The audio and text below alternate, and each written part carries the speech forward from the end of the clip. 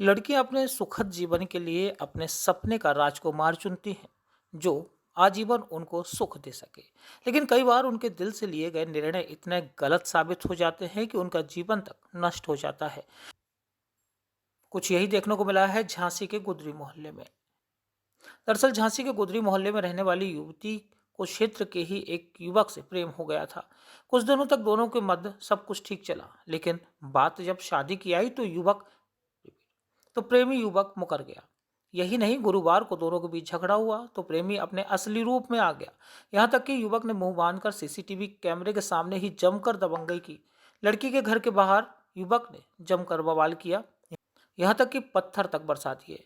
इसके बाद शिकायत पुलिस से की गई, जिसके बाद उसे थाने ले जाया गया। इसके बाद भी दोनों पक्षों की पंचायत बुलाई गई, लेकिन इस पूरी घटना के बाद प्रेमी ने पुलिस के सामने ही शादी से इनकार कर दिया। इसके बाद जो कुछ हुआ वह बेहद ही परेशान करने वाला था। प्यार में धोखा मिलने के बाद युवती का दिल टूटा तो उसने दुनिया को अलविदा कह दिया। इस घटना से लड़की के परिजनों में कोहराम मच गया। अब मृतका के पिता हरचरण ने पुलिस को बताया है कि उसके घर से थोड़ी दूर रहने वाले वैभव अग्रवाल से उसकी बेटी का काफी समय से प्रेम प्रसंग चलता था। वैभव शादी का वादा करके बेटी से पैसे ऐंठता था। जब बेटी शादी के लिए कहती तो वह कोई ना कोई बहाना बनाकर उसे टाल देता। 3 साल पहले वैभव की माँ और बुआ ने रिश्ते की बात करने के लिए उसे अपने घर बुलाया था और दहेज में 8 लाख रुपए नकद, कार और एक कमरा बनवाने की मांग की थी। पिता का कहना है कि वह इसके लिए भी तैयार हो गया था, लेकिन इस शर्त से भी युवक मुकर गया और शादी करने से अब उसने मना कर दिया था, जिससे उसकी बेटी डिप्रेशन में आ गई।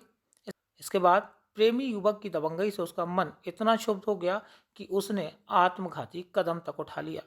फिलहाल अब परिजनों को पुलिस से साल से मेरी बेटी के साथ उसको ब्राउन वॉश करके बिल्कुल अपने शादी का झांसा दे के बस गुमराह कर रहा था। उसकी माँ, उसकी बुआ और उसकी बहन, और तीनों शादी का झांसा दे के उसे गुमराह करके चोरी चकारी कराना और ये कि शादी करेंगे शादी करेंगे शादी करेंगे। 3 साल बाद शादी के लिए बुलाया तो मुझसे डिमांड की गई, एक 4 व्हीलर कार की, 8 लाख रुपए की, एक कमरा बनवाने की। तो मैंने कहा इतना मैं नहीं कर पाऊंगा, ले फ्री जो भी है मैं देख लूँगा। उसके बाद उन्होंने मना कर दिया शादी के लिए। फिर पिछले साल मुझे शादी के लिए बुलाया गया तो मैं ये सब देने के लिए तैयार हो गया। हाँ भाई, मैं सब देने को तैयार हूँ, आपको 8 लाख रुपए भी दूंगा, मैं गाड़ी भी दूंगा और तुम्हारा कमरा भी बनवा दूंगा। फिर उन्होंने शादी के लिए एकदम लोग को मना कर दिया कि हमें शादी नहीं करना। ये बेटी का ऐसा ब्राउन बॉस कर दिया कि वही शादी करने को तैयार थी। उसके बाद फिर हम लोग यहाँ आज यहाँ आए। अभी 2 महीने पहले मेरी बेटी को उन्होंने बहुत जोरदार तरीके से मारा। क्या उस लड़के ने कोई हंगामा किया आपकी तरफ जा करके? लड़की ने हंगामा किया मेरे घर पे। मैंने लोगों को वीडियो दिखाना चाहा तो वीडियो लोगों ने देखे ही तो नहीं। ये बताइए, बेटी की मुलाकात कैसे हुई थी आपसे, लड़के से आपकी? क्या? बेटी की मुलाकात उस लड़के से 8 साल पहले कैसे हुई थी ये तो मुझे नहीं पता, लेकिन जैसे ही मुलाकात हुई हो 8 साल पहले जब मुझे पता लगा था उसी टाइम पे तो मैंने इसकी माँ को बुलाया था।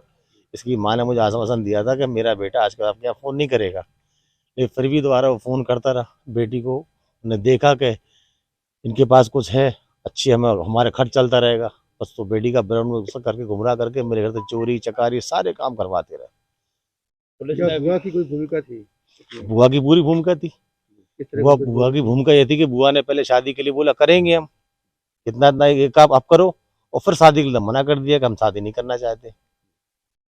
और उसकी जो बहन थी, उसकी जो माँ थी, क्या लगता है कि क्या वो उसकी बातचीत बहन और करते उसकी थे? माँ दोनों शादी करने को पहले तैयार थी, लेकिन अब सब मुकर गए कि हम शादी करना नहीं ये क्या चाहते। वजह थी करने की? कोई तो वजह करने की होगी। अभी तो जो डिमांड थी मैं पूरी करने को तैयार था, लेकिन अब वो शादी करने को जी भर गया। कोतवाली थाना क्षेत्र में एक युवती ने फांसी लगाकर आत्महत्या कर लिया है। उनके परिजनों का आरोप है कि किसी लड़के से शादी की बातचीत युवती की चल रही थी। शादी की बातचीत सफल न होने के कारण युवती ने आत्महत्या कर लिया है। पंचायतनामा पोस्टमार्टम की कार्रवाई कराई जा रही है और युवती के पिता की तहरीर पर जो आरोपी पक्ष है उनके विरुद्ध एफआईआर पंजीकृत करते हुए अग्रिम वैधानिक कार्रवाई की जा रही है। झांसी से रवि परिहार की रिपोर्ट।